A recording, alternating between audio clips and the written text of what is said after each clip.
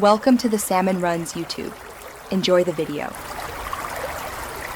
You start by making sure the Kraken Kitty Edition is powered and connected.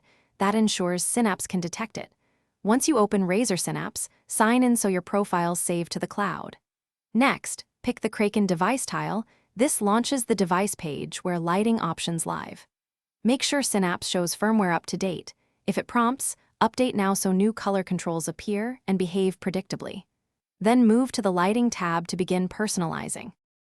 Once on the lighting tab, choose an effect type that fits your intent: static for a single color, spectrum for cycling, breathing for pulsing, or custom for zone control. You can pick colors with the wheel or paste a HEX code if you need an exact shade. Then tweak brightness and speed sliders so the effect matches your environment and battery expectations.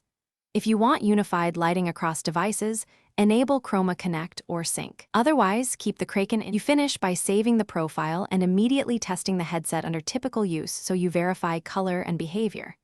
If colors fail to apply, restart Synapse and unplug, then replug the headset to refresh the connection. Once done, make sure firmware and Synapse remain updated. If problems persist, reinstall Synapse, use the device firmware reset option, or try a different USB port.